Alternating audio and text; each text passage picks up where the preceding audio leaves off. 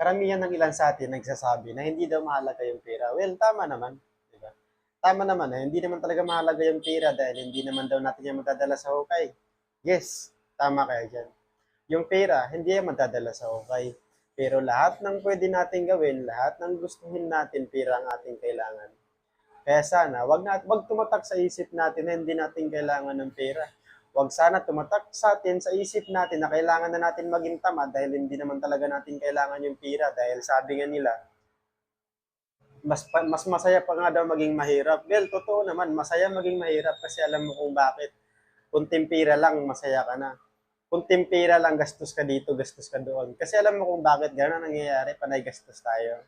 Kasi sinasabi, hindi mahalaga yung pera, di ba? Kaya panay ang gastos natin, panay ang bili natin. Well, tama yan.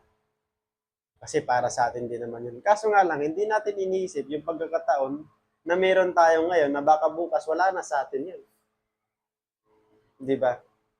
Kaya wag natin sabihin na hindi mahalaga yung pera, kaya panay lang tayo ang bili. Kasi hindi naman madadala sa hukay yan. E paano kapag dumating yung punto na kailangan mo na ng pera?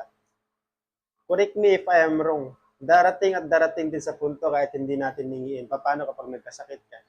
Tapos wala kang pera. Paano mo ngayon ipapaliwanag na hindi mo kailangan ng pera? Di ba? So lahat ng pangangailangan natin, pera. Lahat ng pwede natin gawin, pera. Kapag wala tayong pagkain, kailangan natin ng pera.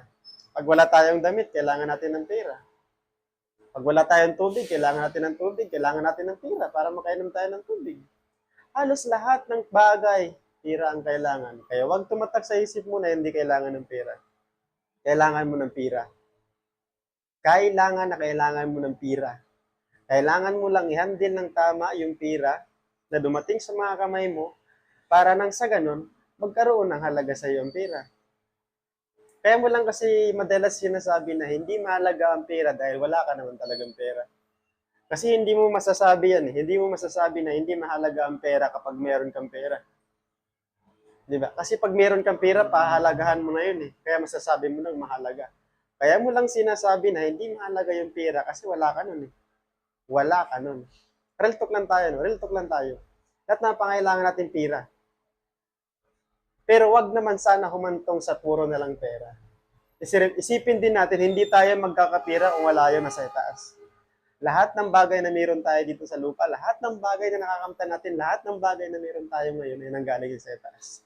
Kaya wag mong kakalimutan kahit may pera ka na o wala ka mang pera, wag mong kalimutan magpasalamat sa itaas. Dahil lahat ng yan, galing sa Kanya. Let's thank you kay God.